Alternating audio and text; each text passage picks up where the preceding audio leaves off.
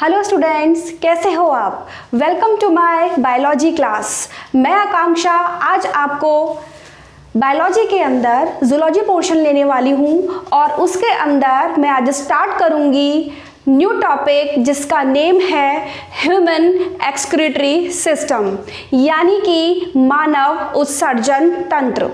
जी हाँ बच्चों, मेरे साथ आपको लास्ट तक जुड़े रहना है, बहुत अच्छे से ये टॉपिक आपको समझ में आएगा। तो आज अपन बात करते हैं किसकी। सबसे पहले स्टार्टिंग करते हैं ह्यूमन एक्सक्रीटरी सिस्टम, यानी कि मानव उत्सर्जन तंत्र। जब हम बात करते हैं उत्सर्जन तंत्र की, तो उत्सर्जन तंत्र के अंदर क्या आता है। उत्सर्जन तंत्र के अंदर अपन नॉर्मली बात करते हैं कि यूरिन, यानी कि यूरिन को बाहर निकालना, यानी कि मूत्र का त्याग करना। सबसे पहले हम ये बात करते हैं कि आखिरकार हमारी बॉडी के अंदर वेस्ट मटेरियल, वेस्ट प्रोडक्ट होते क्या हैं। तो सीधी सी बात है, हमारी बॉडी के अंदर वेस्ट क्या है। सबसे पहले हम बात करेंगे कि भाई कार्बन डाइऑक्साइड। सीधी सी बात है, अपन श्वसन करते हैं और श्वसन क्रिया के में क्या होता है कि हम ऑक्सीजन गैस अंदर लेते हैं और कार्बन डाइऑक्साइड गैस बाहर निकालते हैं। ये कार्बन डाइऑक्साइड गैस आई कैसे आई।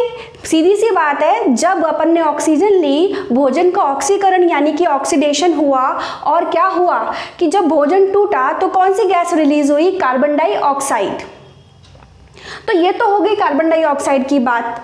लेकिन जहां हम उत्सर्जन की बात करते हैं तो बच्चों अपन उत्सर्जन की परिभाषा क्या बोलते हैं। तो उत्सर्जन की परिभाषा ये होती है, यानी कि एक्सक्रीशन की डेफिनेशन क्या होती है कि नाइट्रोजन ही अपशिष्ट पदार्थ, यानी कि नाइट्रोजन वेस्ट को बॉडी से बाहर निकालना क्या कहलाता है, उत्सर्जन या फिर एक्सक्रीशन कहलाता है। आया समझ में क्या कि नाइट्रोजन या अपशिष्ट पदार्थों को, नाइट्रोजन वेस्ट को बॉडी से बाहर निकालना। अब सबसे पहली बात ये आती है कि ये हमारी बॉडी के अंदर नाइट्रोजन या अपशिष्ट पदार्थ यानी कि नाइट्रोजन वेस्ट आया कैसे। तो बच्चों कैसे आया, सीधी सी बात है, हम खाना खाते हैं, हमारे भोजन के अंदर, हमारे फूड के अंदर कौन कौन से एलिमेंट प्रेजेंट होते हैं, कौन कौन से तत्व मौजूद होते हैं। हम बात करते हैं कार्बोहाइड्रेट की, उसके बाद में वसा की और प्रोटीन की, विटामिन भी होते हैं, फाइबर्स भी होते हैं और भी चीज़ें होती हैं। तो जब आपने खाना खाया और खाना खाने के बाद में क्या गया, प्रोटीन। क्या गया बच्चों, प्रोटीन। तो जब प्रोटीन टूटता है, यानी कि उसका उपापचय होता है, प्रोटीन टूटता है, तो डिकम्पोज होने के बाद में क्या बनाता है, नाइट्रोजन वेस्ट बनाता है। अब इस नाइट्रोजन वेस्ट को बॉडी से एलिमिनेट करना, यानी कि बाहर निकालना क्या होता है, बहुत आवश्यक होता है, क्योंकि ये हमारे शरीर के लिए कैसे प्रोडक्ट हैं, हानिकारक है, यानी कि हार्मफुल हैं। तो इनको हटाया जाता है कौन से तंत्र के द्वारा या फिर कौन से सिस्टम के द्वारा, तो मानव उत्सर्जन तंत्र या फिर ह्यूमन एक्सक्रीटरी सिस्टम के द्वारा। सबसे पहले हम बात करते हैं कि हमारे उत्सर्जन तंत्र में, यानी कि एक्सक्रीटरी सिस्टम में कौन कौन से पार्ट मौजूद होते हैं। तो सबसे पहले यहाँ पर मैंने डायग्राम बनाया है किसका, ह्यूमन एक्सक्रीटरी सिस्टम का। ठीक है बच्चों, अब इसके अंदर एक एक चीज़ को हम अच्छी तरीके से देखेंगे। देखो, मानव उत्सर्जन तंत्र के अंदर सबसे पहला नाम आता है किसका, किडनी का। ठीक है, किडनी को हम हिंदी में बोलते हैं वृक्क। ठीक है, अच्छा, किडनी जो होती हैं वो कितनी होती हैं, या तो 2 नंबर में बोल दो की संख्या में 2 है, या फिर क्या बोलेंगे 1 पेयर होती हैं। कहाँ होती है, हमारा जो कशेरुक दंड यानी कि वर्टेब्री कॉलम होता है उसमें लेफ्ट और राइट प्रेजेंट होती हैं। अच्छा, होती कहाँ है, बैक साइड में होती है हमारे एब्डोमिनल कैविटी के अंदर, और पेरिटोनियम जो मेम्ब्रेन है उससे ये जो हमारी किडनी है वो लटकी हुई रहती है हमारी एब्डोमिनल कैविटी के अंदर। ठीक है, तो ये बैक साइड में यानी कि पीछे की तरफ हो गई हमारी किडनी। नाउ हम बात करते हैं कि किडनी का कलर कैसा होता है। तो बेटा किडनी का कलर रेड कलर की होती हैं। अगर हम बात करें कि इसका शेप कैसा होता है, तो बेटा सेम के बीच की जैसा, या फिर अपन बोल सकते हैं बीन शेप। तो यहाँ पर आप देख सकते हैं बच्चों कैसा है ये बीन शेप। बीन खाई होंगी आपने। सेम खाई होगी, बिल्कुल वैसी होती है। अब हम बात करते हैं सबसे पहले किडनी की, कि जो हमारी ये किडनी है, यहाँ से ऊपर की तरफ आप देख सकते हैं ये एक कैप लाइक यानी कि टोपी नुमा संरचना यानी कि स्ट्रक्चर दिखाई दे रही है आपको। इसको अपन क्या बोलते हैं? एड्रीनल ग्लैंड यानी कि एड्रीनल ग्रंथि। ये एड्रीनल ग्लैंड इसका पार्ट नहीं है, ये तो अपने जो है एंडोक्राइन सिस्टम का पार्ट है। तो एड्रीनल ग्लैंड जो है वो लेफ्ट एंड राइट किडनी पर टोपी के समान होती है और प्रेजेंट होती है। अब इसके बाद में हम बात करते हैं सबसे पहले कि जो दोनों हमारी लेफ्ट और राइट किडनी है, तो यहाँ पर बेटा आपको क्या दे रखी हैं? यहाँ पर दे रखी हैं आपको आर्टरीज और वेन, क्योंकि सीधी सी बात है कि ब्लड की सप्लाई तो कहाँ पर होगी बच्चों? किडनी में भी होगी। तो यहाँ आप देख सकते हैं जो मैंने ब्लू कलर से बनाया है ये क्या है? Renal vein. हालांकि यहाँ पर क्या जा रही है? आर्टरी भी जा रही है, और साथ ही साथ इसके अंदर भी रीनल, मैंने नेम लिखा है रीनल आर्टरी।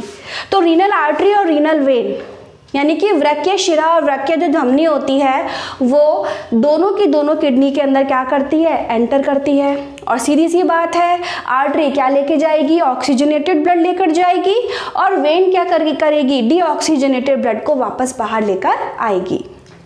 तो ये तो हो गया हमारा स्ट्रक्चर। अब आप देख सकते हैं बच्चों क्या कि लेफ्ट और राइट जो किडनी है वहाँ से एक ट्यूब लाइक स्ट्रक्चर निकल रहा है, देख रहे हैं बिल्कुल। तो बच्चों ये जो ट्यूब लाइक स्ट्रक्चर है इसको अपन क्या बोलते हैं? इसको अपन यूरेटर बोलते हैं, ठीक है, जिसको अपन मूत्र नलिका बोलते हैं या मूत्र वाहिनी बोलते हैं।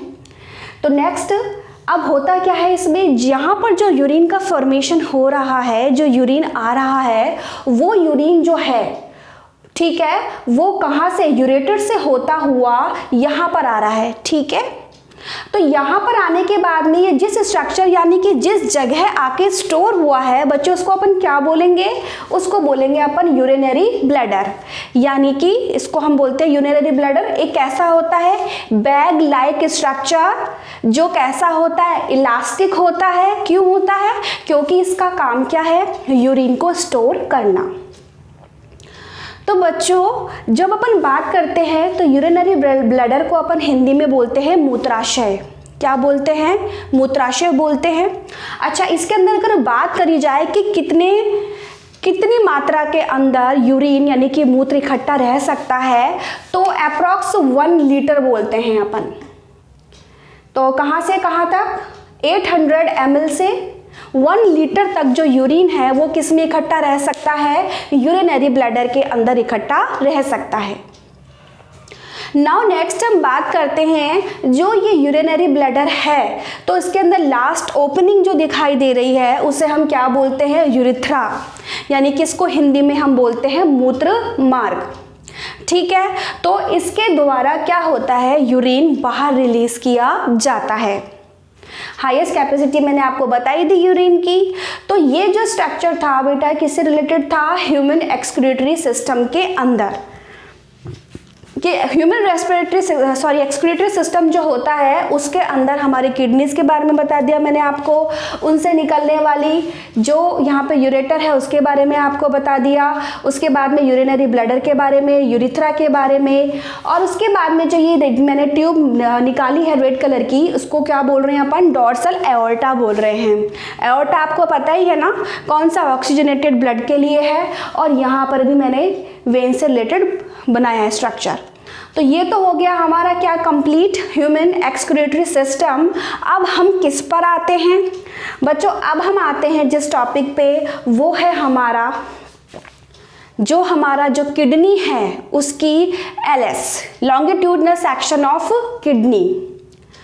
तो अभी अपन जब तक किडनी की बात करेंगे उससे पहले जो अपन कहाँ पर थे? नाइट्रोजन वेस्ट पर थे। और हमने नाइट्रोजन वेस्ट क्या बोला था कि बॉडी में नाइट्रोजन वेस्ट बना कैसे? तो बच्चों बॉडी में नाइट्रोजन वेस्ट बना जब हमने प्रोटीन लिया, ठीक है, मेटाबॉलिक एक्टिविटी हुई, वो टूटा और क्या बना? नाइट्रोजन वेस्ट बना, जिसको हमको बॉडी से बाहर निकालना है। तो कौन कौन से नाइट्रोजन वेस्ट प्रेजेंट होते हैं एनिमल्स के अंदर, ऑर्गेनिज्म के अंदर, तो उसकी हम बात करते हैं। तो सबसे पहला जो है हमारा नाइट्रोजन वेस्ट,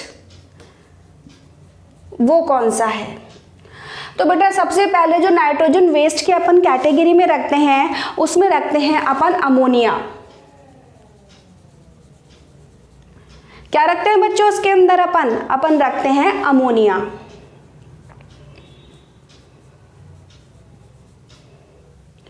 देखो बच्चों, अमोनिया जैसा जो नाइट्रोजन अपशिष्ट पदार्थ है, नाइट्रोजन वेस्ट है, वो उन एनिमल्स के अंदर मिलता है जो एक्वेटिक एनिमल्स होते हैं। जानते हैं ना आप एक्वेटिक के बारे में? एक्वेटिक का मतलब जलीय जीव। जो जलीय जीव होते हैं, पानी में रहते हैं, वो मोस्टली जो है किसके रूप में? अमोनिया की फॉर्म में क्या करते हैं? नाइट्रोजन वेस्ट बनाते हैं और बाहर निकालते हैं। अमोनिया जो होती है वो वाटर में कैसी है? सॉल्यूबल है, यानी कि बहुत ज़्यादा घुलनशील होती है। हाँ, अगर कंपेयर करें तो जितने भी नाइट्रोजन वेस्ट होते हैं उसमें सबसे ज़्यादा जो हार्मफुल होती है वो कौन सी होती है बच्चों? वो होती है हमारी अमोनिया। ठीक है, तो एक्वाटिक एनिमल्स जो होते हैं, तो ऐसे एनिमल जो अमोनिया को as a nitrogen waste body से बाहर निकालते हैं उसको अपन क्या बोलते हैं? अमोनोटैलिक। क्या बोलेंगे? अमोनोटैलिक। तो ऐसे एनिमल्स क्या कहलाएंगे? अमोनोटैलिक। दूसरा, अमोनिया को बॉडी से बाहर निकालने के लिए ज़रूरत क्या पड़ेगी? ज़्यादा वाटर की ज़रूरत पड़ेगी। तो ऐसे कौन कौन से एनिमल्स हैं जो अपनी बॉडी से अमोनिया को बाहर निकालते हैं? तो उसके अंदर है प्रोटोजोआ, पॉरीफेरा, ये सारे जो जलीय और पानी में रहने वाले जो ऑर्थ्रोपोड्स हैं, यानी कि जलीय ऑर्थ्रोपोडा के जो जीव हैं, वो सब क्या निकालते हैं? अमोनिया को अपनी बॉडी से बाहर निकालते हैं। अब हम बात करते हैं दूसरी कैटेगरी की। दूसरी कैटेगरी जो है हमारी नाइट्रोजन वेस्ट के अंदर बच्चों, वो क्या है? सोचिए, वो है यूरिया। बिल्कुल, यूरिया की बात करते हैं। तो यूरिया तो सबसे अच्छी बात है, हमें पता है कि हम ह्यूमन है और हमारे अंदर क्या निकलता है भाई? यूरिया ही निकलता है।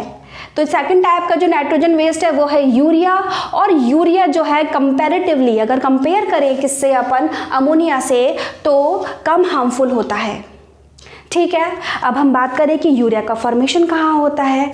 तो हमारी बॉडी में यूरिया का फॉर्मेशन होता कहाँ है बेटो? सोचो, नहीं आता? सीधी सी बात है कि ये होता है हमारे लिवर के अंदर। तो यूरिया, कभी भी कोई क्वेश्चन पूछे ना कि भाई यूरिया कहाँ बनता है, तो हम सोचेंगे कि नहीं एक्सक्रीटरी सिस्टम है तो भाई किडनी में बनता होगा। किडनी में नहीं बनता, कहाँ बनता है? लिवर में, यानी कि यकृत में किसका निर्माण होता है? यूरिया का निर्माण होता है। तो यहाँ तक आपको समझ में आया? तो अपन बात करते हैं कि सबसे पहले कि ऐसे एनिमल्स या फिर ऐसे ऑर्गेनिजम्स जो यूरिया को अपनी बॉडी से बाहर निकालते हैं उन्हें हम क्या कहते हैं? उन्हें हम बोलेंगे यूरियोटैलिक।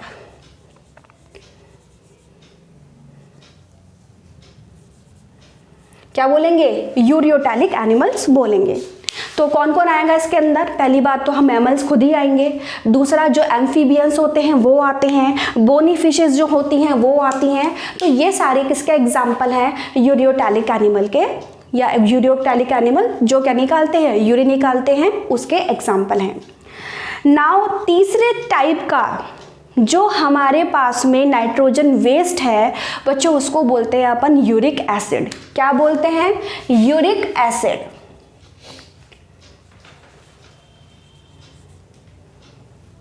तो सबसे पहले ऐसे एनिमल्स जो अपनी बॉडी में से नाइट्रोजन वेस्ट की फॉर्म में बाहर क्या निकाल रहे हैं बच्चों? बाहर निकाल रहे हैं यूरिक एसिड। तो उनको हम क्या बोलते हैं? उनको हम बोलते हैं यूरिकोटैलिक। क्या बोलेंगे? यूरिकोटैलिक। कंफ्यूज मत हो जाना, ये तो यूरियोटैलिक है और वो यूरिकोटैलिक होगा। क्या होगा? Uricotelic animals. ठीक है, अब हम बात करते हैं कि ये जो यूरिकोटैलिक एनिमल्स हैं वो कौन कौन से होते हैं। तो सीधी सीधी सी बात है, इसके अंदर आएंगे आपके जो आपके इंसेक्ट्स हैं, कीड़े हैं, ठीक है। दूसरा जो रेंगने वाले हैं यानी कि जिनको रेप्टाइल्स बोलते हैं, सरीसृप बोलते हैं, वो किसके अंदर आएगा, वो आएगा आपके यूरिकोटैलिक एनिमल्स के अंदर। अब हम नेक्स्ट बात करते हैं बच्चों किस चीज़ की, कि अब हम वापस अपने टॉपिक पर आते हैं। जो अपन क्या पढ़ रहे थे, हम पढ़ रहे थे किडनी का स्ट्रक्चर, यानी कि एलएस ऑफ किडनी। तो एलएस ऑफ किडनी के अंदर आप कुछ चीज़ें दिखाई दे रही हैं आपको, वो ध्यान से आप देखेंगे क्या, कि सबसे पहली बात जो हमारी किडनी है वो क्या होती है, कवर्ड रहती है मेम्ब्रेन से। इसी के साथ साथ जो हमारी किडनी है इसके दो क्लियर क्या होते हैं, पार्ट्स होते हैं। एक तो बाहर वाला पार्ट यानी कि आउटर पार्ट, जिसको हम बेटा क्या बोलते हैं, कॉर्टेक्स कहते हैं। क्या बोलेंगे, कॉर्टेक्स बोलेंगे, ठीक है। और साथ ही साथ इसके अंदर क्या होता है, अंदर वाला पार्ट, और जो ये अंदर वाला जो पार्ट दिखाई दे रहा है बच्चों, इसको अपन क्या बोलेंगे, मेडुला। क्या बोलेंगे बच्चों, मेडुला बोलेंगे। तो यानी कि दो पार्ट हो गए, कि कौन कौन से, बाहर वाला तो हो गया कॉर्टेक्स और अंदर वाला क्या हो गया, मेडुला। और क्या क्या चीज़ें दिखाई दे रही हैं आपको यहाँ पर जो लैनिंग्स दिखाई दे रही हैं वो किसे रिप्रेजेंट करती हैं बेटा, वो रिप्रेजेंट करती हैं नेफ्रॉन को। किसको, नेफ्रॉन को। नेफ्रॉन क्या है इसके बारे में मैं आपको समझाऊंगी। नेक्स्ट बात करते हैं यहाँ से कि यहाँ पर आपका यूरेटर तो जा ही रहा है। यहाँ पर आप देख सकते हैं क्लियरली कि ये आ रही है रीनल वेन और ये है हमारी रीनल आर्टरी। रीनल आर्टरी बेटा क्या लेके जाएगी, ऑक्सीजनेटेड ब्लड लेकर जाएगी, और रीनल वेन जो है वो डीऑक्सीजनेटेड ब्लड को बाहर लेकर जाएगी किडनी से। तो ये तो हो गया हमारा किसका स्ट्रक्चर, एलएस ऑफ किडनी। इसके अंदर एक चीज़ और बताती हूँ मैं। एक्चुअली होता क्या है बेटा, ये जो आपका कॉर्टेक्स यानी कि बाहर वाला जो पार्ट है, आप इसे क्लियरली देख सकते हैं कि ये मेडुला वाला जो पोर्शन है ना, उसमें धसा हुआ दिखाई दे रहा है। धसा हुआ का मतलब अंदर तक आ रहा है।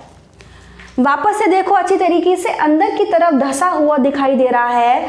तो कॉर्टेक्स का वो पार्ट जो मेडुला के अंदर धसा हुआ दिखाई देता है, उसे हम क्या बोलते हैं बच्चों, उसको हम बोलते हैं कॉलम ऑफ बर्टिनी, यानी कि बर्टिनी के स्तंभ। तो अपन क्या लिख सकते हैं इसको, कॉलम ऑफ बर्टिनी या फिर बर्टिनी के स्तंभ, इसको हम बोल सकते हैं। आगे आपको बात समझ में।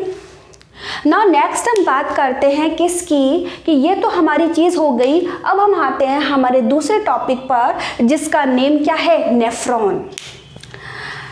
नॉर्मली हम बात क्या करते हैं बच्चों, एक यूनिट की बात करती हूँ कि एक यूनिट क्या होती है। तो बच्चों यूनिट क्या होती है ये समझो। जैसे मैं बोलती हूँ कि हमारी बॉडी के अंदर सबसे छोटी फंक्शनल और स्ट्रक्चरल यूनिट कौन सी है, सब जानते हैं कि वो सेल होती है, ठीक है। इसी के साथ अगर मैं ये बोलूं कि हमारे पूरे नर्वस सिस्टम में सबसे छोटी यूनिट जो मैसेज कन्वे करती है वो कौन सी होती है, वो होती है बेटा न्यूरॉन, ठीक है। ऐसे ही हमारी किडनी के अंदर यूरिन को छानने के लिए, फिल्टर करने के लिए जो यूनिट होती है, वो फिल्टरिंग यूनिट सबसे छोटी से छोटी जो होती है बेटा, उसको अपन क्या बोलते हैं, नेफ्रॉन बोलते हैं। क्या बोलते हैं, नेफ्रॉन, ठीक है। यहाँ तक आई आपको बात को समझ में। अच्छा, किडनी के अंदर लाखों के अंदर, बहुत लाखों के अंदर क्या पाए जाते हैं, नेफ्रॉन्स पाए जाते हैं। तो ये नेफ्रॉन्स जो हैं वो दोनों किडनी के अंदर मिला के लाखों में पाए जाते हैं। तो आप सोच सकते हैं कि कितनी सारी यूनिट्स प्रेजेंट होंगी। तो अब नेफ्रॉन का स्ट्रक्चर समझने के लिए हम सबसे पहले बात करते हैं किसकी, यहाँ पर जो स्ट्रक्चर दे रखा है वो है स्ट्रक्चर ऑफ नेफ्रॉन। तो आप लिख लेंगे यहाँ पर स्ट्रक्चर ऑफ नेफ्रॉन। और स्ट्रक्चर ऑफ नेफ्रॉन में सबसे पहले मैंने आपको बता ही दिया कि नेफ्रॉन है क्या, फिल्टरिंग यूनिट है, किसकी है, किडनी की है, काम क्या है, यूरिन को अलग करना यानी कि यूरिया को अलग करना, ठीक है। अच्छा, अब अपन यहाँ पर मैंने आपको पूरा का पूरा स्ट्रक्चर ड्रॉ कर रखा है किसका, मेरे नेफ्रॉन का। तो अब हम देखेंगे कि इसके अंदर कौन कौन से पार्ट्स हैं, क्या नेम है, क्या फंक्शन है।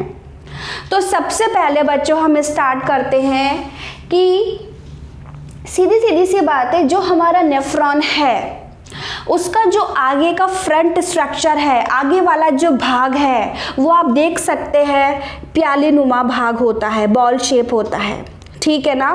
और ये वाला जो भाग है इसको अपन क्या बोलते हैं बेटा, इसको हम बोलते हैं बोमेन कैप्सूल। क्या बोलेंगे, बोमेन कैप्सूल। और हिंदी में हम क्या बोलते हैं इसको, बोमेन संपुट। क्या बोलते हैं अपन, बोमेन संपुट कहते हैं। क्लियर है यहाँ तक की बात। यहाँ पर बेटा मैंने दो जो हैं वो वेसल्स बनाई हैं, ब्लड वेसल्स बनाई हैं, और इनके नाम क्या है, देखो ये तो है कौन सी, एफरेंट आर्टरियोल, ठीक है। मैंने यहाँ पर नीचे लिखा है वाइड, आप देख सकते हैं साइज के अंदर जो एफरेंट आर्टरियोल है वो कैसी है, वाइड है यानी कि चौड़ी है। तो स्ट्रक्चर मैंने यहाँ पर कैसा बनाया, इसका वाइड बनाया है। यही जो है वो बाहर की तरफ जब निकलती है नेफ्रॉन से तब इसका नेम क्या होता है बेटा, चेंज हो जाता है, और इसका नाम क्या हो जाता है बच्चों, इसका नाम हो जाता है इफरेंट। क्या हो जाएगा, इफरेंट आर्टरियोल। याद कैसे करें, आने के लिए हम क्या बोलते हैं बच्चों, आइए, आना, आना का मतलब ए, जब एक आना हो गया तो दूसरा तो जाना ही होगा ना। तो यानी कि एफरेंट मतलब आने वाली, जो कौन सा ब्लड लेकर आ रही है, जिसके अंदर यूरिया है, और इफरेंट कौन सी है आर्टरियोल, जिसके अंदर यूरिया नहीं है। क्लियर हो गई बात।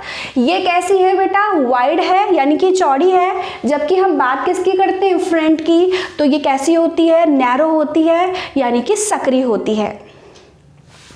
अब हम बात करते हैं यहाँ पर जो वोमेन्स मैंने कैप्सूल की बात करी थी, यहाँ पर जो मैंने रेड कलर से ड्रॉ किया है, इस स्ट्रक्चर को हम बोलते हैं ग्लोमेरुलस। क्या बोलेंगे बच्चों, इसको हम बोलेंगे ग्लोमेरुलस। यहाँ पर तो मैंने बहुत बड़ी बड़ी ट्यूब्स बनाई है, पर यहाँ पर एक्चुअली होता क्या है, ग्लोमेरुलस में आपकी ब्लड वेसल्स, नहीं हम बोल सकते हैं उससे भी छोटी यूनिट, क्या, ब्लड कैपिलरीज। तो ग्लोमेरुलस में ब्लड कैपिलरीज का नेटवर्क होता है यानी कि जाल पाया जाता है, और बहुत ज़्यादा होता है। तो इसके अंदर ब्लड कैपिलरीज के साथ साथ और भी इंपॉर्टेंट सेल होती है जो फिल्टर करने में काम में आती है, जिसको अपन बोलते हैं पोडोसाइट। क्या बोलते हैं बच्चों, पोडोसाइट्स।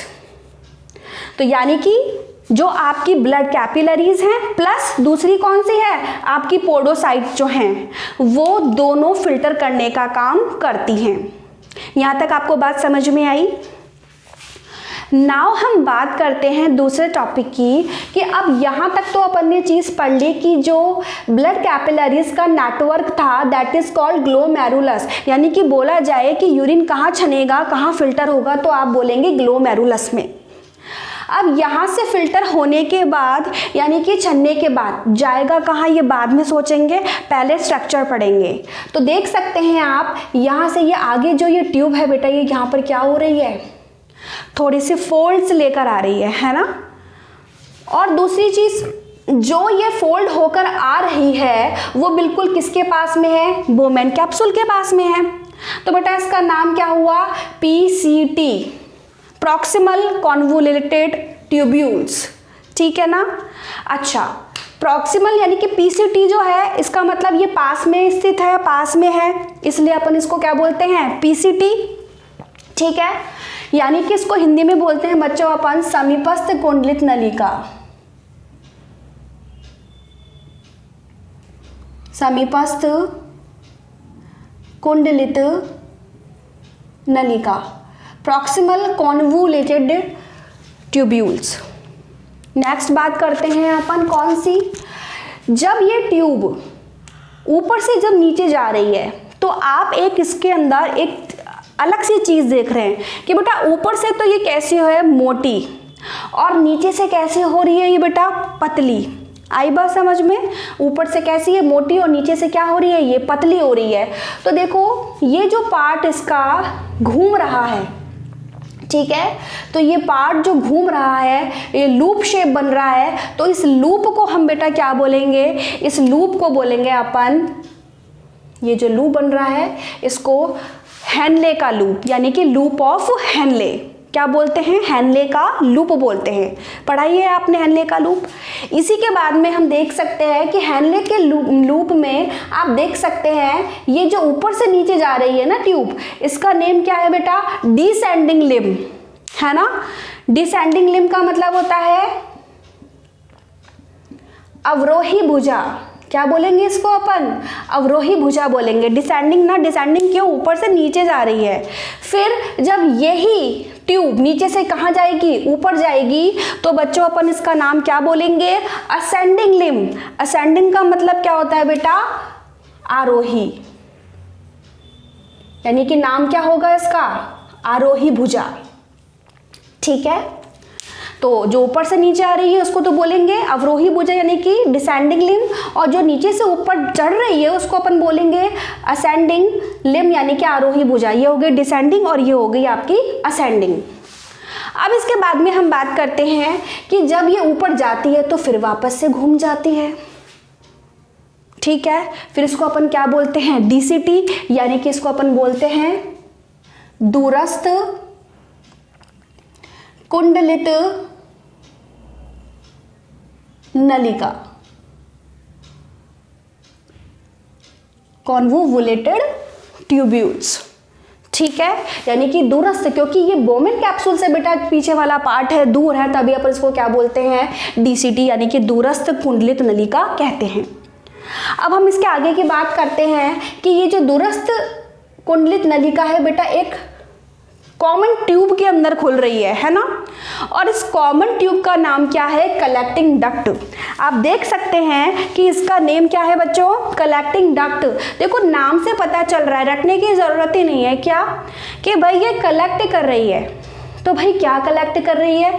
नेफ्रॉन से तो सीधी सीधी सी बात है कि यूरिन को ही क्या करेगी? कलेक्ट करेगी। तो यहाँ पर जो यूरिन आता है वो इस कलेक्टिंग डक्ट के अंदर इकट्ठा होता हुआ बाहर निकल जाता है। एक और चीज़, यहाँ पर कलेक्टिंग डक्ट के अंदर मैंने ये और स्ट्रक्चर बनाए हैं इस टाइप के, ये बाहर निकले हुए। इसका मतलब क्या है? इसका मतलब ये है कि यहाँ पे जिस तरीके से मैंने एक नेफ्रॉन बनाया है उधर भी क्या है? बहुत सारे क्या हैं? नेफ्रॉन हैं। और वो नेफ्रॉन क्या निकाल रहे हैं? क्या बना रहे हैं? यूरिन बना रहे हैं। और ये जो यूरिन है वो सारा का सारा इकट्ठा होकर किसके अंदर जा रहा है? ये जा रहा है हमारा कलेक्टिंग डक्ट के अंदर। तो बच्चों ये पूरा जो स्ट्रक्चर हमने पढ़ा वो किससे रिलेटेड है? नेफ्रॉन, नेफ्रॉन के स्ट्रक्चर से। तो मैंने आपको क्या बोला था बेटा कि जो स्टार्टिंग में बोला था कि जो ब्लड कौन सा वाला था? जिसके अंदर क्या है? यूरिया। तो यूरिया वाला जो ब्लड है वो कहाँ से अंदर एंट्री करेगा? एफरेंट आर्टरियोल से क्या करेगा? एंट्री करेगा। फिर उसके बाद में कहाँ जाएगा? ग्लोमेरुलस में जाएगा। ग्लोमेरुलस में क्या प्रेजेंट है? ब्लड कैपिलरीज प्रेजेंट हैं, पोडोसाइट्स हैं।